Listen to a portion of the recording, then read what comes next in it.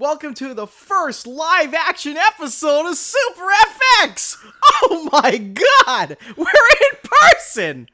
I'm Matt. I'm Tyler. Jesus. This is episode 15? 15.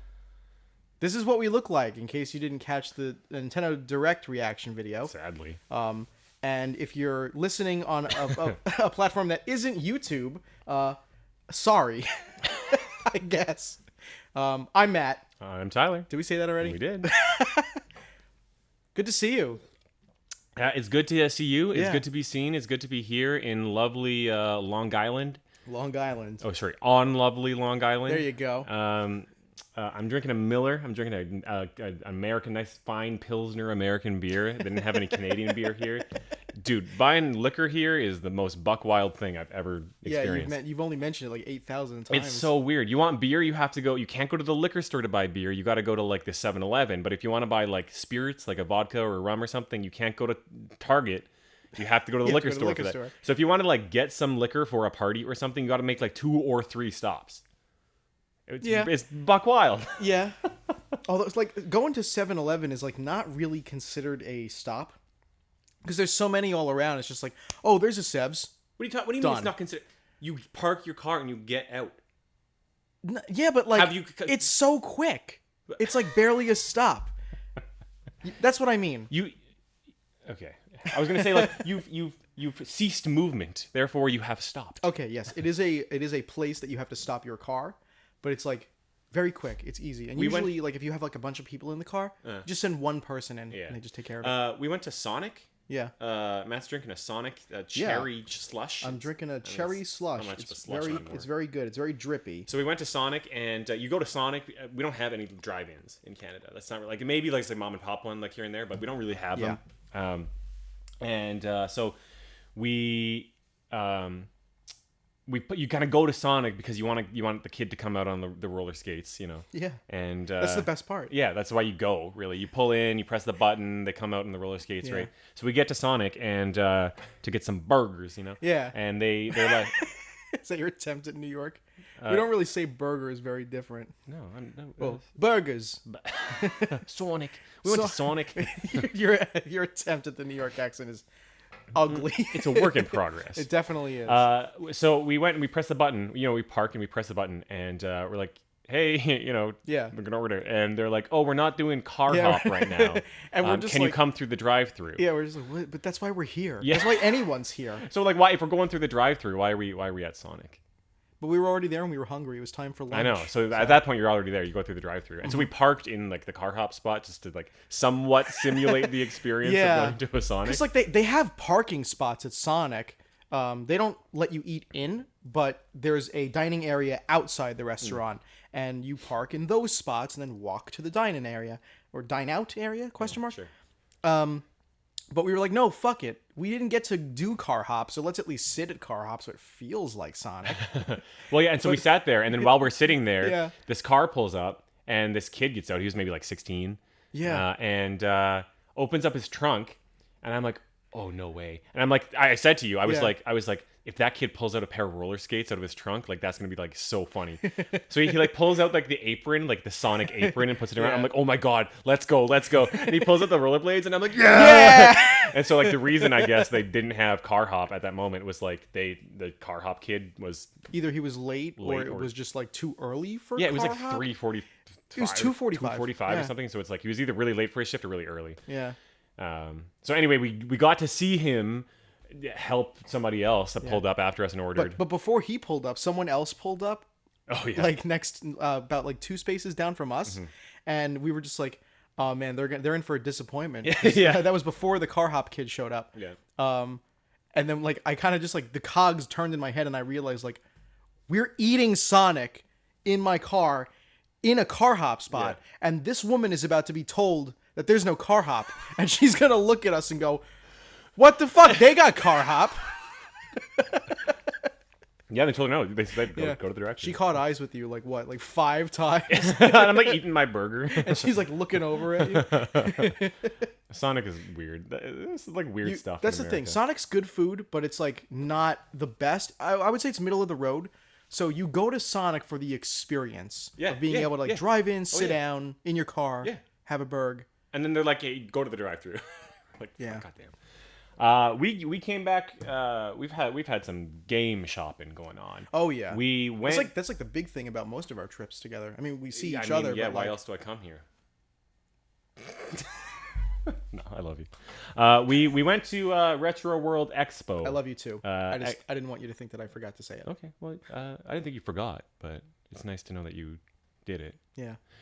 We went to RetroWorld Expo out in Hartford, Connecticut. Yeah. Great show this year. A little bit maybe smaller. Smaller than previous years because I think that COVID like screwed everything up. So this felt like, hey, our first show again. Yeah. But it was still cool. Yeah. Yeah. It was great. We picked up some games. We'll get to that. We'll show you some of our pickups. They had a wrestling event this year, which was kind of buck wild. Something I've been learning as I get into games more and more. Well, really, I learned it a while ago, but I keep it keeps coming up, and I keep having to reminding myself like, oh yeah, there's a lot of overlap between like wrestling fandom and like retro video game fandom. Yeah. Yeah, this was RetroWorld Expo, like the game. Yeah, it's a con about video games. And one of like the main draws. Apparently, so I knew that there was going to be wrestling there because I'd seen it like on the website. Yeah, it was on the website. Yeah. It was in the schedule when we got emailed the schedule. And so, I figured it would just be like, there's a little thing in the corner kind of thing. And we got there, and they're doing the wrestling, and it's like no, it takes up like a fucking like an eighth of the whole fucking floor. It's like a big chunk of the show floor, and it's packed. Like there's so many people going on, and it's loud. Like they're like slamming people down on the mat, right? And it's loud. And like the announcers are loud, and the crowd's going wild. Oh yeah. And I was man, what? When we first passed by, and there was just like a fucking like what might as well have been like a real wrestling crowd. Yeah. It was packed with people. Yeah. And that's why there was nobody on the floor. I got the sense that like people went there to like go to the wrestling event. Well, I mean, they probably went to RetroWorld for RetroWorld, but then they saw the wrestling. I don't know. Like, oh shit, man! Crazy. Now I know what we're spending our day doing. Yeah. So that was buck wild. I didn't expect that. Yeah, it was crazy. My friends hit it up a couple of times, and like, I'm not the biggest wrestling fan. Leave your interesting or creative responses to that in the comments. Sorry, I'm not the biggest wrestling fan, but I think it is fun. I think it's cool. Yeah. And my friends are into it a little bit more than I am, and they went to the show, I think both days, and they were telling us about it over and over and over again. It was very exciting, apparently. Yeah. Yeah. I mean, it looks cool. Like, we walked by, and I was like, wow, that looks fun. Yeah. But I wasn't about to stop and sit and watch. But I mean, we had other things we wanted to do. It gets people in, so like, all power to them. Yeah. Have fun. What else we do? We checked out the auction. They have an auction every year. That was fun. I love going to the game really auctions. We didn't participate because, well, some of the items that they sell there, they can get a little pricey, and also we didn't register anyway, so even if we wanted to, we probably couldn't have. Yeah. So like they have a lot of like lots, and so they'll let you like view the lots ahead of time. They'll let you view everything ahead of time, and you kind of like, if there's something that you're interested in, maybe you'll write down the lot number, and then when you go to the auction, you bid on it. There wasn't anything that I was like super crazy interested in, and if I was interested, it was going to go for. That's exactly how I felt. Amounts. There were like 2 or 3 things I was interested in. The Neo Geo Pocket Color. Yeah, what'd that go for? I think it went for $750 because it was complete in the box. Yeah. I think that's more than it's worth, honestly. The only game that it had with it was Sonic Pocket Adventure. There was some stuff that went higher than I thought. There was some stuff that went lower than I thought. Yeah, that too. I think people would maybe get a little bit excited about like the auction, and they're bidding. Somebody else bids, and they're like, yeah. That auctioneer though. The auctioneer is legit. I should have looked up his name. Yeah. But if you get a chance, check it out. RetroWorld Expo's auction. The guy who runs it, what a professional. That guy is legit. He's also very funny. Yeah. Like he was totally like fine admitting that there was stuff that he was selling that he didn't know jack all about. He was like, we got some I don't know, what are these, Wii games? They had a FrameMeister. Yes. And he didn't know. He had no idea what a FrameMeister. So FrameMeister, upscaling device for your games for older generations, RGB upscaler, and they don't make them anymore, but they generally they retail for like 300 or so. Yeah. And so now that they don't make them, they've shot up in value, like 400 maybe. And he was like, let's start the bidding at like, what was he, like $20? I think I think it started at 20 or 50. Because he was really like, we low. got this FrameMeister. I don't know what this is. And he was like, let's start at 20. and there was like 15 hands that shot up, and he was like 20, 30, 40, 50, he was sit like boom. Whoa! Yeah, and I think it ended at like 400 something. Yeah, and at the end he was like, sold. This thing, I have no idea what it is. He called it a this fantastic electronic device. Yeah, he was great. Yeah, there was that one Metal Gear Solid lot, that PS1 lot. Yeah, it had Metal Gear Solid, Armored Core. Other things. It had, I think I saw a Tony Hawk's Pro Skater in there. $35. Yeah, and I was sitting there. I was like, if I had a number, I'd. Yeah. But no. Because like I had like $40 left over at that point. Like it was near the end of our con adventure. But like if we had like the papers, if I registered, I would have. Yeah, bid for sure. Like because I mean I have Tony Hawk, I have Metal Gear, but like I would have given those to you. Mm-hmm. We'll get in maybe to the collecting a little bit later. There was a couple panels we visited. We saw Norm, the gaming historian. What's up, Norm? What's up, Norm? He had a great show. He had a panel about. I think he had the best panel. Oh, for certainly, at the expo. Yeah. He the secret history of Donkey Kong. He did that stuff. I don't want to spoil it, and the reason is because he's gonna upload this stuff a little bit later. Yes. And it was a pretty special event. He actually did some primary research himself that he did into the history. Some of what went into this panel has already been in a recent gaming historian video. If you guys look up the history of like how the Mario characters got their names, he has a section on Donkey Kong where he explains some things about how Donkey Kong got his name. It's different from what the legends are, and some of that info was in this panel, but this panel had tons more as well. I was enamored by his panel. I think it's so cool that there's somebody out there who's doing like this like primary research, that like the info is out there. You just got to go dig it up. Right? Yeah. So Norm went and dug up some like old legal documents and stuff like that at the National Archives, which was like buck wild, and he was able to get like some info that is like really pretty significant that we obviously hadn't I think it's amazing that you can just go there and do that. The National like, Archive? I already knew you could do it because like they teach you in school that like you can do that. Yeah. But it still just amazes me. Do you think the librarians there just like sit there all day and they hope somebody will come in, and then somebody comes in to like look at something? They're like, "Oh yeah, let me find you." I'm sure people are coming in all the time because they have to look up case files from previous lawsuits to help them in a newer lawsuit, stuff like that.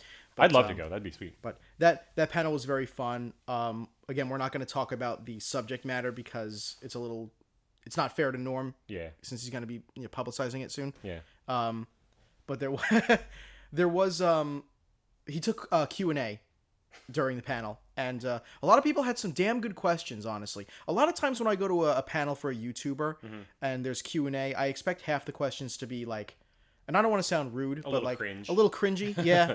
But damn good questions. Gaming Historians fan base, like they're just as dedicated to history as Norm is himself. Except they probably won't go out of their way to go to the National Archives to dig up some fucking Donkey Kong records. But there was this one kid, bless his heart, because I think that he was a little mentally handicapped. Yeah, I don't know. But yeah, and nice like kid. That's fine. But I just thought it was a little funny because of the way Norm reacted. Because in the middle of the Q&A, he raised his hand and he said something along the lines of like in this video a couple of years ago you said this thing. And then Norm was like, "No, man, I don't think I said that. I didn't say that." Yeah, I didn't say that. And he's like, "No, you did." "No, I didn't. But anyway, next question." And he just like brushed it off. And it was really good, really cool of Norm. And he took some more questions. And like 10 minutes later, that same dude raised his hand again. And he was like, so I can prove that you said that. I have the video pulled up. And Norm just like busts out. And he's like, all right, I said it. I'm canceled now. Yeah. Really fucking funny. We had some good ones. We saw Pat after that. That was another riot of a panel. Yeah, not because of the panel. Yeah, Pat the NES punk. They again had some wacky questions. We had one guy who was like, "Hey Norm, what? We're at Pat. Sorry, Pat. We're at Pat the NES Punk's panel. We're at Pat the NES Punk's panel. The NES Punk. The guy who wrote... I was wearing my NES mask. He wrote the book on NES. This guy raises his hand and says, hey, Pat, do you think... to what extent do you think the NES impacted gaming culture? No, it wasn't even to what extent, because I think that's a valid question. Like, do you think... His question was... Do you think that the NES impacted gaming culture? Yeah, and Pat the NES Punk looks at this guy and is like... Yeah, I definitely yeah. think, like, obviously Pat has to be polite about it, but I'm sure he went back to his hotel room that night and fucking tossed back a Miller Lite and went, this fucking kid, this kid. Yeah. But yeah. Some wacky stuff. Hey, do you think the NES like affected gaming? Yeah. That's a pad mini. He's at a retro game convention. Yeah, so there's always some fun stuff. We also saw Metal Jesus. That was an interesting panel. Metal Jesus, he did like a game collecting tips and tricks kind of deal. Yeah. Very chill, very laid back. Yeah, honestly, it was a fine panel. Yeah, I like him. He's a nice guy. What a nice guy. I mean, the tips. I mean, how many tips can you really give at some point? Right? I feel like a lot of the people who are attending his panel, they know who he is, They're here obviously, to see him. and he's already given a lot of these tips in his videos, so I feel like a lot of the stuff that he was saying at his panel is really just repetition of everything that's been in his videos in the past. Yeah. And not to say that they're not great tips. The fact that he's giving those tips is fantastic, because there are some tips that people may not know. Mm-hmm. But I feel like that crowd already knows those tips. Yeah. Like, get friendly with the owners of the stores. Always ask at yard sales if Go they to a have yard games. sale and ask if they have Yeah. games. Get up early. Stuff like, we already know all this shit. Yeah, we get it. But I'm gonna still, check this camera. yeah. What's up, camera? Looking good? Ooh. Do I look good? Do I look pretty? Always. I mean on the camera, silly. Still, yeah. But there was there was a point in the show where someone asked him, like when someone asks this question, it's very obvious what they mean, but they set it up this way because it's fun. Oh yeah. And he was just like, if you had to sell your entire collection right now, but you could only keep one console, what would it be? And really, that's just like a big blanket umbrella, like little novelization. Sure, you yeah. know, of what is your favorite console? Yeah. Well, yeah. I mean, I guess you could argue like the question is like, okay, like which has like the biggest library is going to keep you entertained Stuff for the like that. rest of your life. So Metal Jesus is like, I'd probably pick like the Retron 5. And everyone's like, look at each other like, Yeah. what cop out Yeah, is? and the kid raised his hand again, and he's like, "No, I mean like it has to be like an NES, Super, like you could tell." Yeah. And Metal Jesus is like, "Oh, well, I think my favorite console is probably the PS2." PS2. And like Tyler, and like if your favorite console out there is the PS2, like more power to you. Power to yeah. I but, I don't know how, but like on. We just don't really man. understand. Like we looked at each other a little bit, and then when we were walking out of the panel, we were just like, PS2? There's some good stuff Like on I mean, PS2, like but... it's the best-selling console, sure. So like it's humanity's favorite console, but I've never met another person who said that their favorite console was PS2. PS1, PS3, PS4, sure. Not PS2. Yeah. I don't like there's good stuff on there. It's a great console. I think part of it don't know if it's warranted like being someone's favorite. I think I hope that doesn't sound harsh. No. I think part of it is a lot of the games that are good on PS2 have come out on other stuff, like Okami. Yeah. Like you can play Okami on Switch and on Wii. Whatever, right? Like there's a ton of stuff. Same with like Shadow of the Colossus. Yeah.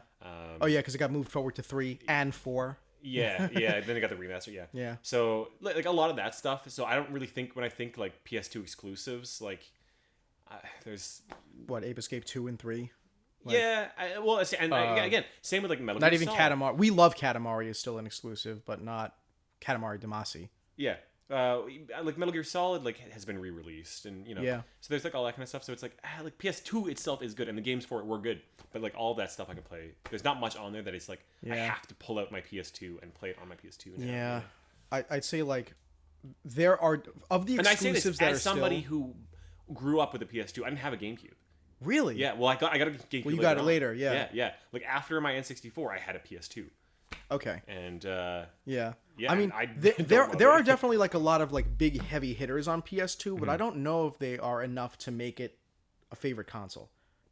Like there's like Haunting Grounds and Rule of Rose, but like those are expensive games that I feel like a lot of people haven't even played. Yeah, rare games like they're that are expensive because no one's played them. Yeah, not they're necessarily rare. great. Yeah.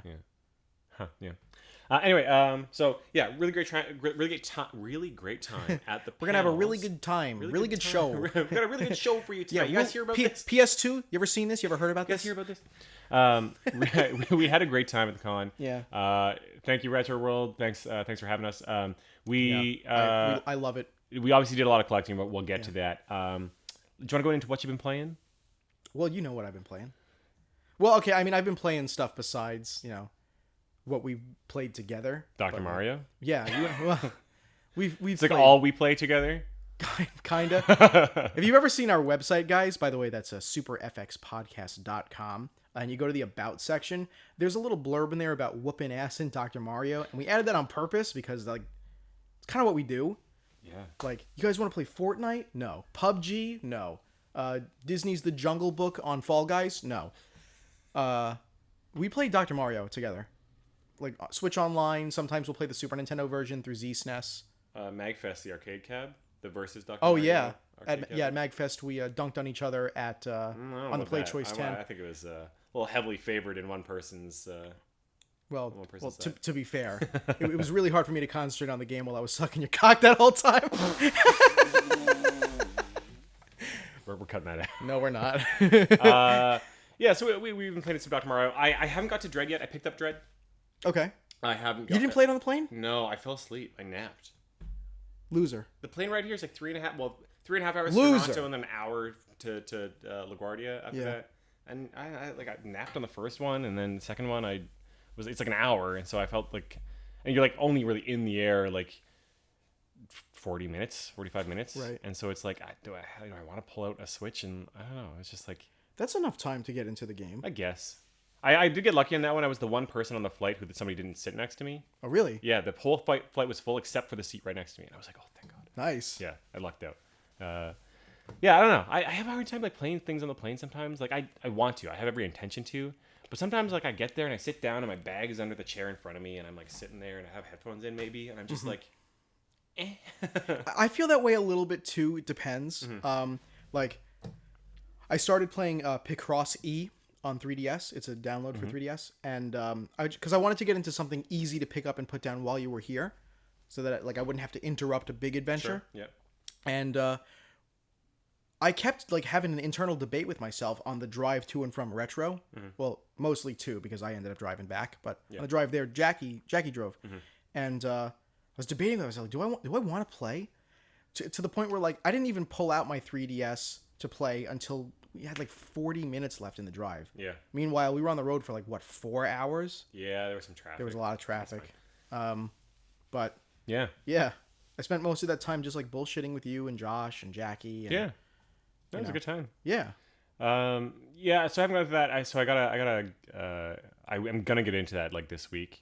Please do. I really enjoyed it. Yeah. I really, really did. So I'm looking forward to that. Also, I've got this whole new pile of stuff that I'm gonna get into. I don't know what I'm gonna get into next. Every time you come here, we always end up having. Well, you always end up having this problem that you never learn your lesson, and I'm no better. I don't help you because I want to fuel your game addiction. Every time you come here, you're like, I only have a limited amount of space in my bag to go back home, so I can't buy too much. And then what do you go and do every single time, including this time? Buy 3 fucking like suitcases worth of games. Okay. And I'm like, yes, but then you have to fucking go buy a suitcase from Savers to fit all your new games, so we can take them home. Fly down. You can take them home. We go to Savers anyway because we go because we want to look for games. Yeah. We'll get to that, but we go to Savers anyway, so I can buy a suitcase there for like $5-10 or whatever, right? Yeah. It's cheaper for me to fly down here with carry-on only, right? And then buy a suitcase here and check that suitcase on the way back, because then I don't have to pay for a checked bag on the way down. But the fact that you have to check the bag at all is just more money. But hey, we'll get to it. Okay, what? If it only costs you $35 extra to be able to buy so many more games while you're here, it. I guess the game prices where I'm from, like, are here. Here they're like, here. Yeah. So it's like, welcome. Yeah. Let's do the news. Yeah. We still have news. There's a little bit of news. A little bit. It's whatever. It's things that... you're in America now, so the news is with a Z. I'm not saying that. Or it legally they won't doesn't let me count. back. Justin Trudeau will be at the border saying, "What the hell, sir? Sir, excuse we heard you. He'll have like a fucking cut a print of the letter Z, and he'll just be like, to prove that you are of Canadian citizenship, can you please pronounce this letter? And you're like, oh boy. They heard. They know. Oh God. They know. Mr. Trudeau, please. Justin, if you're listening. Justin. You didn't hear me say it. You didn't. I haven't said it. We're going to the gamer news with a Z. Or It's true. All the time you've been here, I think the only time you said Z was when you said, "No, we don't say Z." Yeah, we say Z. Yeah. That's what it is. Guardians of the Galaxy. It came out. It's a game. Here's what I know about this game. Yeah. I saw the review thread, so I knew it was coming out. I saw the trailers and stuff. I saw like the review threads post. Mm-hmm. Good reviews, like 80s Metacritic, I think. Yeah, like that. Sounds pretty good. And I'm like, oh, like something I didn't really care about kind of piqued my interest at that point. I was like, oh, like this is a Marvel game. They struggled with the Avengers one that came out. Maybe wasn't so hot. Sounds like maybe this is good. I don't love Guardians of the Galaxy. I know a lot of people who love that movie. Like, freaking love it. The ride at Disneyland, chef's kiss. It's amazing. The movie, I could take it or leave it. So I wasn't like super interested in this, but people are like, hey, the game is maybe pretty good. Today we went to Flashback Games. Yeah, Flashback Gaming.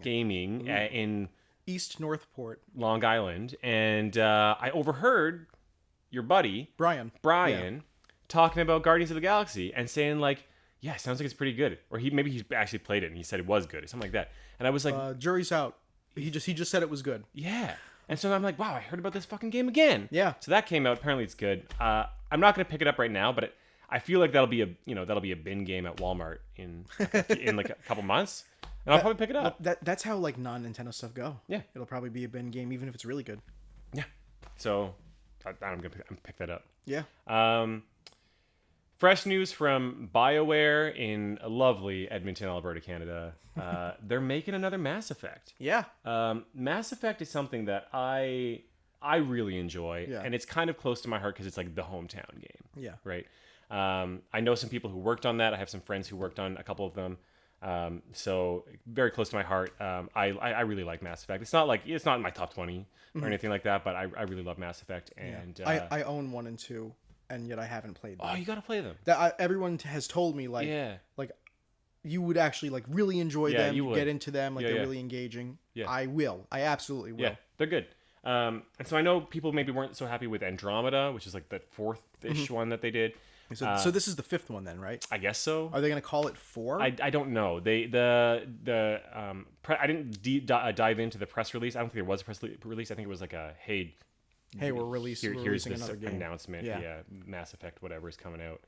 So that's exciting. I know that's exciting for a lot of people. I know there's going to be a lot of people in Edmonton who are really happy, but I assume it's the Edmonton studio. They also have a studio, I want to say, in Austin. Yeah. So I'm assuming it's the Edmonton studio that's working on it. Mm-hmm. So I'm excited to see what happens there. It was just a Twitter. The team is working on Mass Effect. We have another hashtag N7-day surprise event for you from the team working on the next Mass Effect. 2 eyes emoji. Thank you all for being the best fans in the world. And then Mass Effect will continue. Yeah, that's a weird subtitle. Will continue. I don't. Yeah, I know.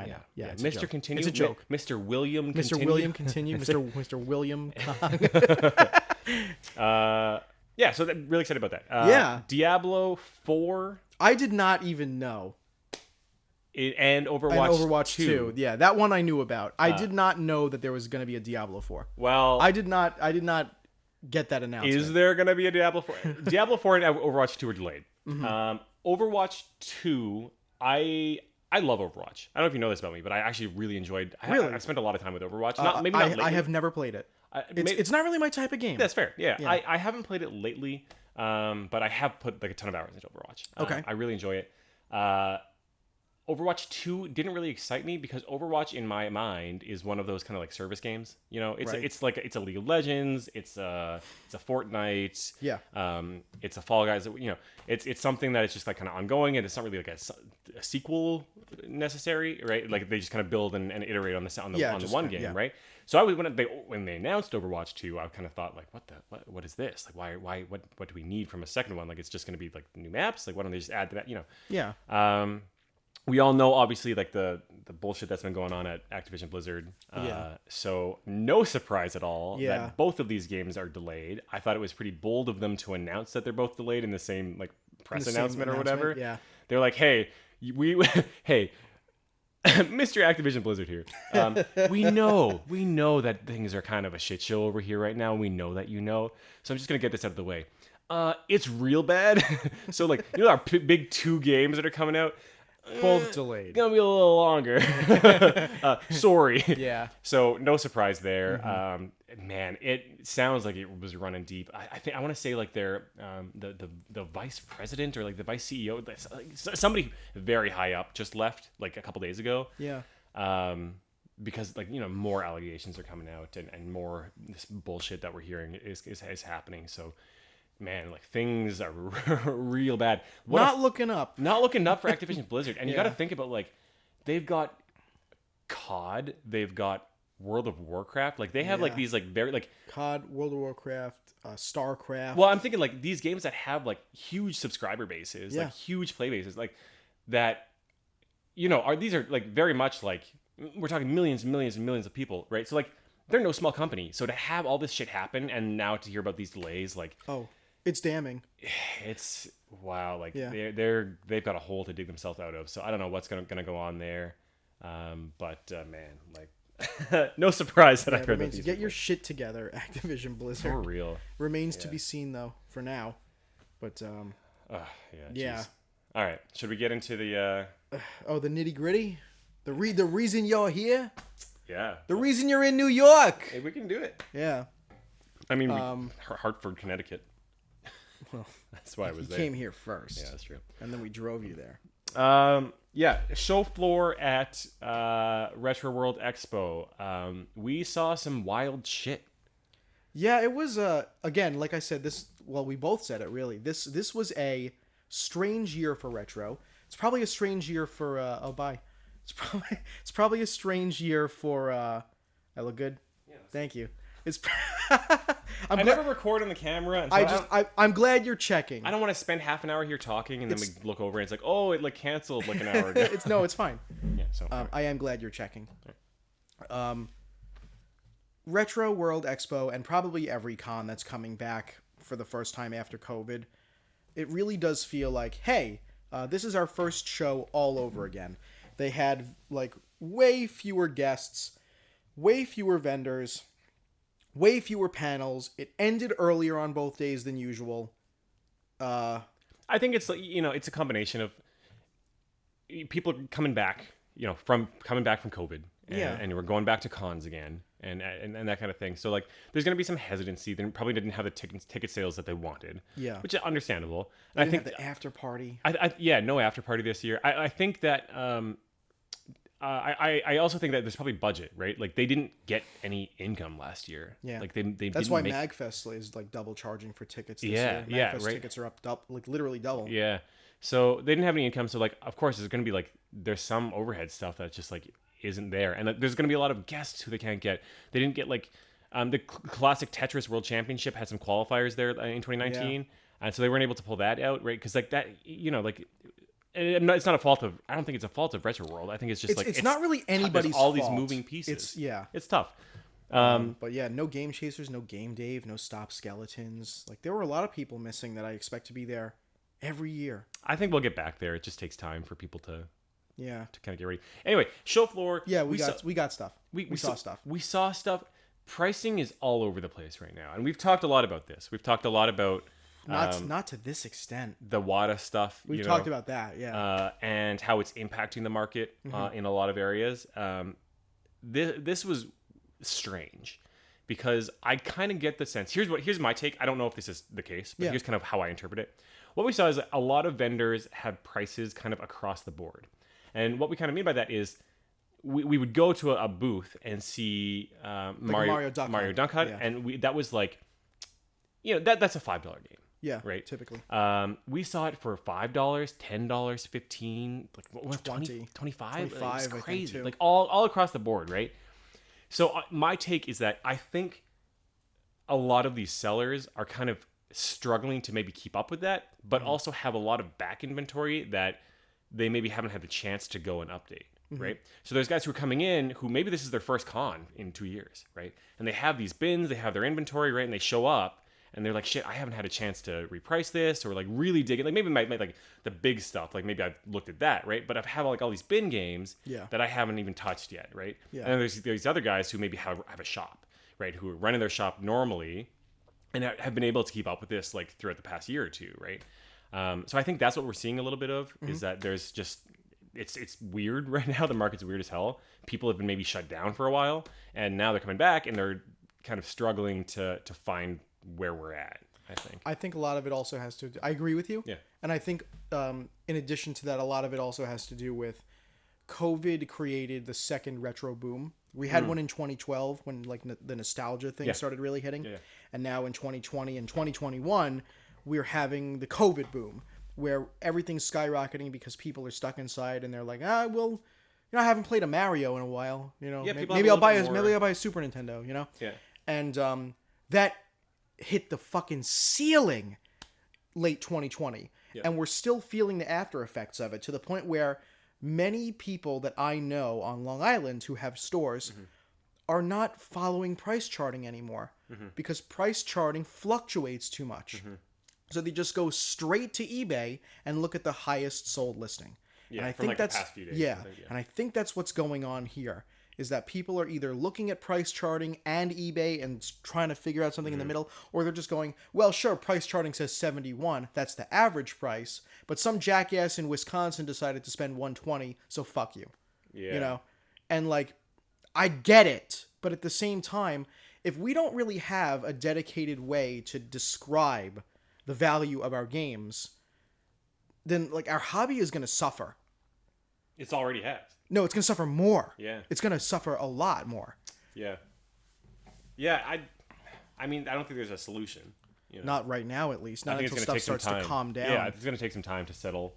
It's obviously never going to drop like back to what it was. Well, historically speaking, that does never happen. Yeah, I think it'll settle even a though little this bit, happened for a specific reason, it happened because of the coronavirus.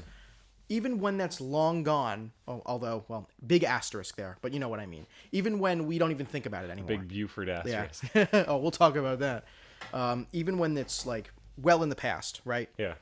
Prices are still going to be high because that ended up happening in the past. Even though it was for a specific reason, historically speaking, game prices don't go down unless there's a re-release. Yeah. And like that's about it. Or if they unearth a whole bunch of like a warehouse full of like that too. Which has happened. Wait until they unearth all the extra little Samsons and I have to shoot myself because I spent so much on mine. I don't think that'll happen. But we did get some games. Yeah, we got a lot of stuff. Actually, a lot of good boys. We did get, as Matt said, this was a get a second suitcase trip for myself. Yeah, they all are really. They pretty much all are, but This was almost get a third suitcase trip for you. I don't plan for that to happen, but I kind of in the back of my mind know that that's an option, and typically will end up at that option. Hey, you know what? If you can afford it, fuck it. I just think it's funny. It's cheaper. I think it's like I said, hilarious. It's cheaper for me to come down with only a check bag than buy a cheap suitcase here at Savers and check that bag on the way back. Oh, I know. I just think it's hilarious costs that like you're 30, like, I gotta $40. buy a whole bag just for my games. It's funny. I always wonder, like, what are they? You never really see this, but the people who are like looking at the X-rays of like the checked luggage, right, and they're like, it's just a bag of video games, nothing, literally nothing else. It's like, is there like Call of Duty in there? No, it's like NES game. I wonder if they like open it up and they're like, what the fuck? They put a little note in there that's like, hey, one of your games was dangerous, so we had to confiscate it. Yeah, well, when I came down with my carry-on, my suitcase, and this was really, I've never had this happen, but this was really strange. I go through security to get on the first flight in Edmonton, and I go through security, and they're stopping like 80% of the people who are going through security, and I've never seen that happen. Yeah. Normally it's like, here and there, like we saw something weird in your bag, we'll take a look, but it's like literally like so everybody, many people, almost everybody, are getting pulled aside. They were quick about it. They had like maybe like 10 stations of like people looking, like it was quite the operation. Yes. So they were quick about it. I didn't really have to wait that long, but they pulled aside both my bags, my backpack and my suitcase, and they said like, hey, can we take a look? I said sure. And this girl's like, going through, like, she's got the gloves on. She unzips it, opens up the bag. She's like flipping through some stuff, and I can see her like looking at the monitor and looking back and looking at the monitor. And, like, there's something specific that she's looking for. Right. And so she's like she opens up like Ratchet and Clank. She like opens up the disc and like looks at it. I'm like, what? And finally she gets to the bottom of my bag where I had that Zelda Gold card. Yeah. And she picks that up and she like looks at it, looks very confused. Flips it around a bunch, like kind of like looks into it a little bit, puts it back, and she's like, okay, this is good. I'm like, okay, whatever. And then she was like, you can go. And my backpack is still like on the thing waiting to be searched. And I'm like, oh, that one's mine too. Like, do you want to do that one too? And she's like, oh, okay, sure. So she also grabs my backpack, brings that over, and same whole thing, same old song and dance. She's like flipping through, and I think I had like a phone charge, like a phone battery, in there, and I think that's what she was like looking at. But while she's rifling through my bag, she pulls out the microphone. Yeah. And she knocks off the little like foam windscreen off of it. The wind guard. Yeah, and like by accident. Yeah. And it goes like tumbling down on the floor, and she's like, oh. And she has to go like it's like rolling or bouncing down on the ground, and she's like chasing after it, and I'm like standing there like, okay. Oh boy. Like, it's fine. I'm not mad, but yeah, but like, it's just like, wow, it was a situation. Yeah. What a situation! Yeah. What an operation! Yeah, it was crazy. Anyway, so yeah, I will check all of my games. I'll probably check the microphone too, just to well, yeah, hopefully I guess so. Not have any. As long as it fits. It will fit. I bought a suitcase. It's fine. I have 2 bags. Tonight we're gonna play like some big boy Tetris. In a suitcase? I think it'll fit. There'll be plenty of room. Oh, I'm to sure. be fair, you were the one who was saying like, hey, all that stuff it'll fit. We'll fit it in your one bag. Yeah, I was being facetious, Tyler. And then we tried to do it, and you were like, hey, it's not gonna fit. Yeah, I was being facetious. I knew it wasn't gonna fit. I don't know about that. Because this happens every time you come. We bought some games. Yeah. I found a couple good things. Yeah, me too. I got mine down here. I want to start with this. I have been looking for this game for a long time, and the prices just kept going up and up and up. And I finally said, fuck it, I gotta buy it now, because it doesn't seem like Nintendo's going to re-release this. Yeah. Because they probably would have if they were going to, and Nintendo pretends the Game Boy line did not Tomorrow exist. They're going to announce it. I got Minish Cap, a very nice looking copy of Minish Cap, which I didn't have. I played this when I was a kid, but I finally have it now, so I'm really stoked about that. Yeah. I paid $60 for that. I tried to go $55. I tried to go $50. Yeah. He said I bought that for $65. He gave it to me for $60. So. Really? Yeah, I don't know why he bought it for $65. Well, I guess you got a deal. Well, sorry, actually, he said I got that for $65. So what he might have meant was like, I've got that priced at $65. Maybe. So I don't know. Anyway, 60, yeah, which is a little high, but it's okay for Minish Cap. Yeah. How do you want to do? You want to do like 1-on-1? Yeah, you go. Yeah, I'm looking to show some like my heavy hitters, I guess, per se. Yeah. I have, like I said, a whole suitcase full of shit, but this is the stuff that maybe I'm most excited about. So. Same for you, I think. Yeah. Whenever we go to any sort of con, recently my girlfriend Jackie has been like, hey, like, I know you brought money to buy games yourself, but like, I love you, so I'm gonna buy you a game too. Wow. Yeah, I know, right? That's very nice. And we came to one booth where this dude he wasn't actually selling a whole lot. He just had some heavy hitters on his table, probably only like 20 games that he had, but they were all heavy hitters. And one of them was Knuckles Chaotix. And I called Jackie over and I was like, hey, that one. And I've seen this game priced upwards of $150. I saw someone else had it at $120. And this guy was like, I would have priced it at $100, but no one's going to buy it. So if you take it for $80, you just have it. Just have it. $80. Nice. Yeah. Take it right now. Yeah. Jackie! Yeah. And she did. This was the game that I really wanted when I first got my 32X. Mm-hmm. But it was expensive then. It was a lot less expensive. That's good on 32? I mean, this is not even that good. There's Doom on 32X, but it's definitely not as good as the Super Nintendo version. Yeah. Spiderman Web of Fire is pretty good. Although that's also a heavy hitter, so it's very expensive. Yeah. But it's a very good game. Fucking 32X, man. Yeah. Anyway, go ahead. Congrats on Jesus. It fell out of my hand. I tried to put it down. How about this game? It's like $120. Yeah, $120 game. It fell out of my hand. All right. Here, we can go together on this one because I'd love to. This is crazy. I didn't have a DMG Game Boy. Yeah. Like original Game Boy. The original boy. I still want a gray one. I haven't got a gray one, but I did get the Play It Loud one. Yeah. I think that this was first introduced as the Play It Loud. I believe so. In the series.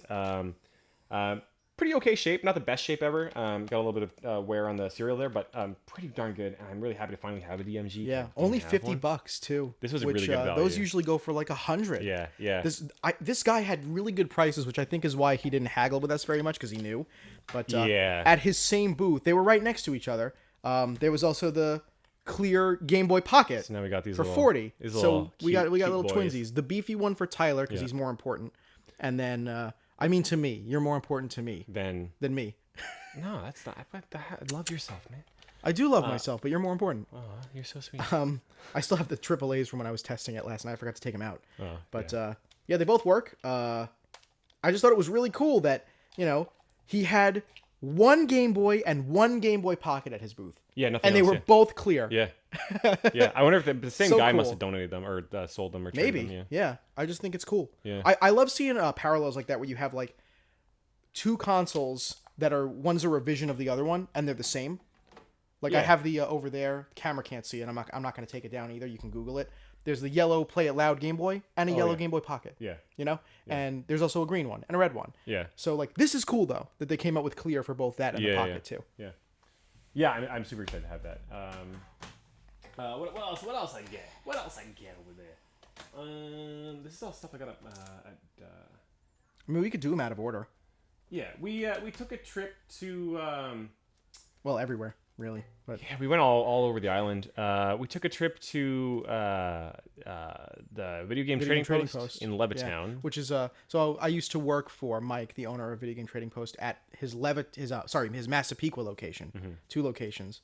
But I'm very familiar with the Levittown one.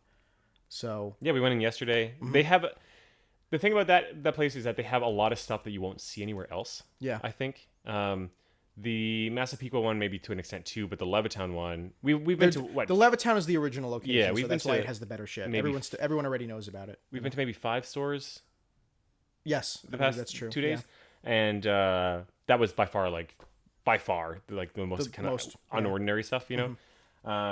Parasite Eve I got. I've been interested in this in a while. This is like a Squaresoft, like Final Fantasy VII came out, Final Fantasy VIII hadn't come out yet. Yeah. And they were like, we gotta do something. How about a horror game? I love the back of this. The cinematic RPG. One of them is a police officer. The other is possessed by an ancient evil threatening all life on Earth. And they share an apartment. Tune in Wednesdays on ABC. Was it like Ally McBeal? The horrifying bond between them will continue until something dies. Yeah, so I actually might play this pretty soon. I've been kind of wanting this for a while, so I'm glad to have it. I thought it was funny because when we were at Video Game Trading Post, Jason, the dude behind the counter, he's a good friend of mine. I was like, we love horror games, like kitschy horror games for PS1 and like Dreamcast and stuff like that. We talk about it a lot together. So I was like, you know what I've been thinking about getting recently, but I still haven't bit the bullet? Parasite Eve. Yeah. And you were just like, oh, Parasite Eve, eh? Yeah, I got a copy here. I'm going to get that now. And so you did. Well, he was like, that one doesn't have the manual. And I was like, okay, never mind. Yeah. And then like we were there for a couple more minutes and I was like, there's another copy. Yeah. I was like, hey, can I look Jason, at that one? You have 2 copies down here. And he was like, what? I love that it comes with a collector CD. Yeah.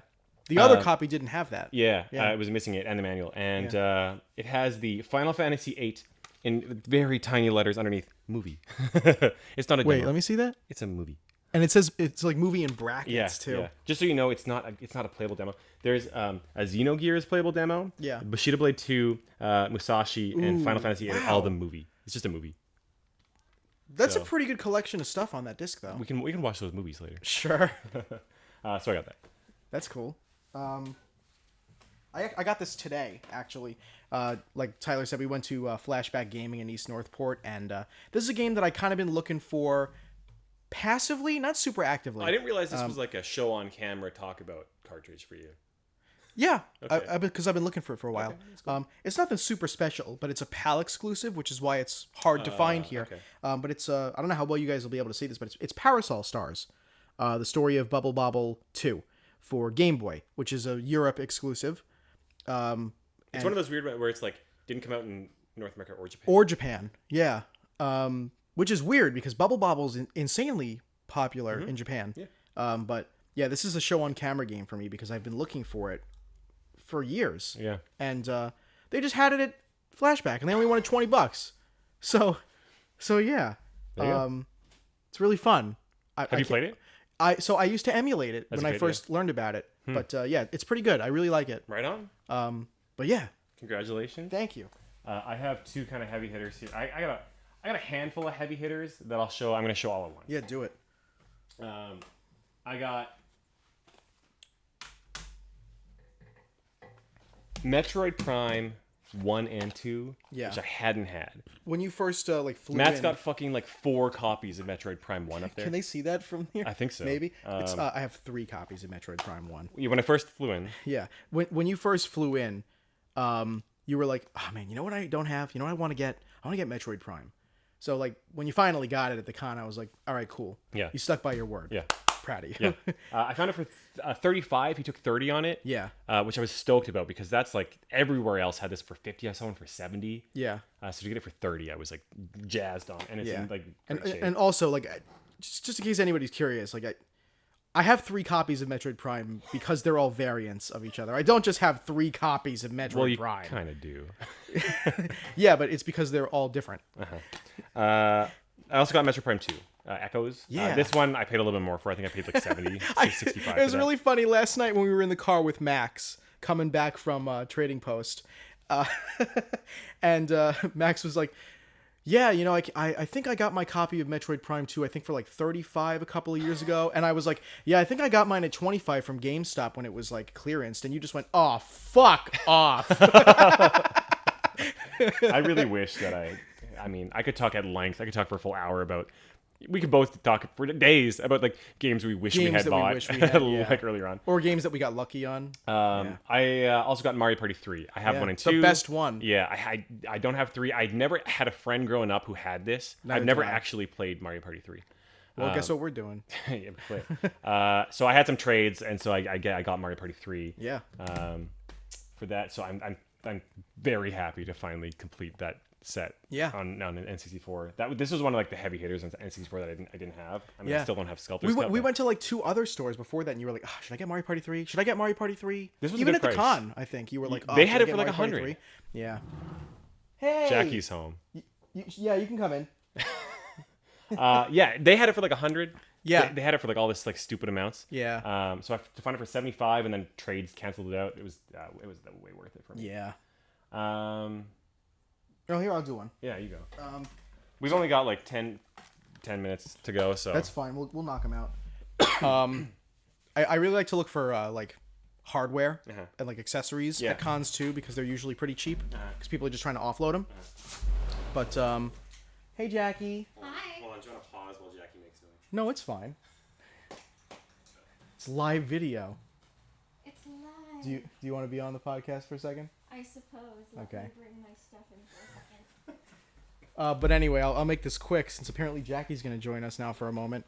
I found the Capcom Pad Soldier Gs, which is a Street Fighter 2 arcade fight pad, but in controller form for the Genesis. That thing is weird as hell. It is. You hold it in one hand like a normal controller, and then the other hand you use your forefingers to press the buttons. Gamepad, yeah, it's really weird. But it's a good alternative to a pricey full-sized arcade pad back in the day. But I love this thing. It's so dumb. Matt bought it and thought it was a Super Nintendo controller. I did, because it came out for both of them, and we were very tired at the end of the first night of the con. We hadn't slept well. I was gassed. So I saw both the Genesis and the Super Nintendo jack dangling down where they were hanging. And I was like, I wanted to grab the Super Nintendo one, but I grabbed the Genesis one. It doesn't matter. I'm going to have them both anyway. Yeah. Jackie, you want to come say hi? Sure. Yeah. Get in here. Greetings, all. How was work? It was a day. Guys, this is the Jackie, the Knuckles Chaotix Jackie. Hi. Alright, get the fuck out of here. Whoa! Hey! Oh! Are we taking my Knuckles Chaotix? Oh! I mean, I love you. A lot? You're just kidding about me loving you, or? I love you too. All right, I won't bother you anymore. You're not bothering me. Hey, you want to do this one together? Which one? Oh, this one? Yeah. Where the hell did we go? Oh, yeah, down So in addition to getting the clear Game Boy and Game Boy Pocket, Tyler and I also both got a copy of 40 Winks. He found his first, and I was like, "Damn it! I caught me slipping." Yeah, because we were like flipping. It was in a bin. We were flipping through. Yeah. And I was like, "Oh, 40 Winks," and I like picked it up, and you're like, "What?" Yeah, yeah, I made that exact noise. Yeah. But then later on, maybe like an hour or two later, we found another copy for the same price too. I'm excited to play this. I really Have you played this? No. Yeah. I actually didn't even know about it until I found the someone kickstarted an N64 version that got canceled. Yeah. But that was a fun one to find. Yeah, I'm stoked about that. That's like one of those like weird like late 90s platformers. Oh yeah. If I move over Mario. I fucking love it. So. It really do say that. Yeah. So yeah, I'm excited to play that. Lastly, I think because we're getting kind of short in time here. Yeah, you do one, I'll do one. I'll do. I mean, I got some other stuff, but I do want to show this. I freaking love this. Oh yeah, I love those. There's a guy who, near the end of the con, sometimes the vendors are packing up. They got a lot of common shit that they want to get rid of real quick. So they'll have like a box saying like half off, or like everything in here is $1 each or $2 each or whatever, right? So I'm like flipping through. I found a PlayStation Underground like demo disc. You used to get this with PlayStation Magazine. Yeah. I just like fucking love these.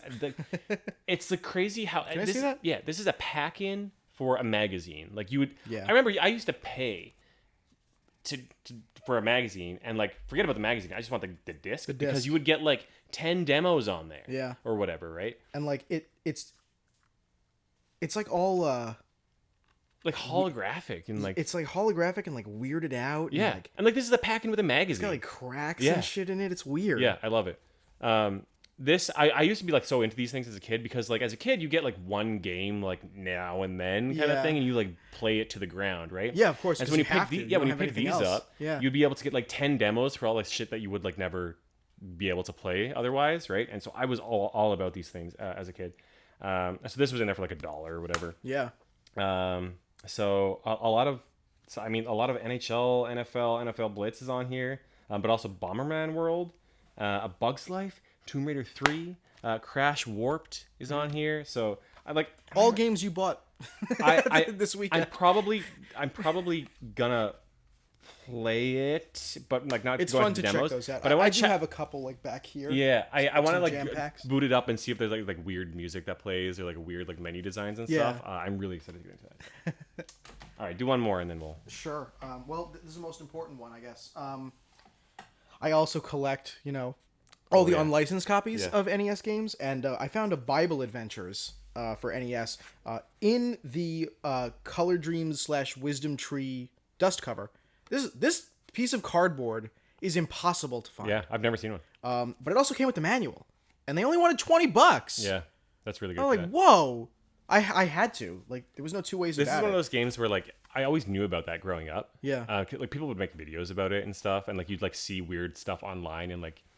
Like early internet like jokes. They weren't even memes yet. They were just like jokes and stuff. And Bible Adventures, I remember always being like one of those games that people would always talk about, like make crack jokes about. And then, of course, like it got popular because AVGN did his video on all the different Bible games. Yeah. So because like I have Bible Buffet, I have Exodus.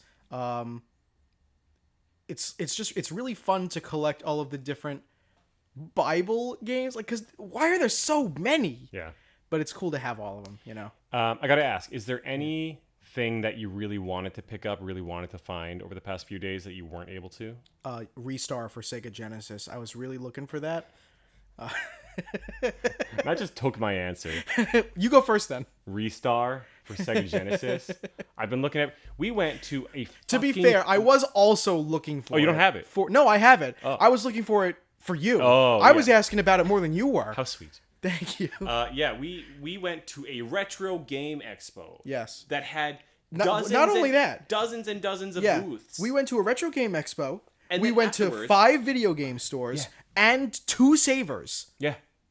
And we didn't find a single Ristar. No Ristar. Yeah. Ristar? You guys say Ristar? Let us know. Drop it in the comments.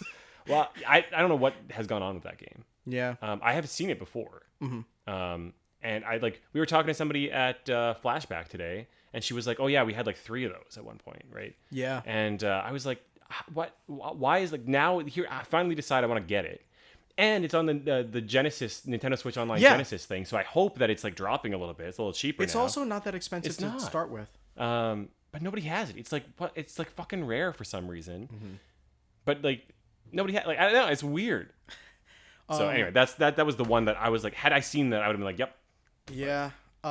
There wasn't really anything super specific that I was looking for, but if I had seen it there, I probably would have had to take it home, like a Jaguar CD. Okay. Yeah. Although there was one thing I saw there that I was like, oh man, I really want this, but it's going to be literally all the money I brought. And that was that the Ray Earth Game Gear. Oh yeah. Right at the first vendor when you walk in. Yeah, they were pricey. They were pretty pricey. That was one of those booths that have like the giant like cage. Yeah, set didn't they have up Crystal for like 100 or some shit like that? More than that, I think Damn. it was. Yeah. Like they definitely had a big storefront somewhere. I don't know where they were from. But they had like the big like. Good. So I'm getting all drippy. Oh, you got a lot of condensation on that Sonic. Got to drink faster, man. Got to drink fast from Sonic. Yeah, so I don't know. Jesus, what the I got fuck? mouthful of ice. Yeah, it's a slushy. What did you expect? I thought it was all melted. We're wrapping up. Let's go. We're taking this one home. That right there, that's going to do it for our show. If you want to learn more about Super FX for some weird reason, you can visit our website. That's superfxpodcast.com. You can find our show wherever you find our other favorite podcasts, including Google Podcasts, Apple Podcasts, and Spotify.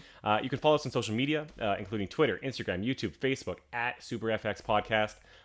Reach out to us with any comments or questions on social media. How do you pronounce Restar?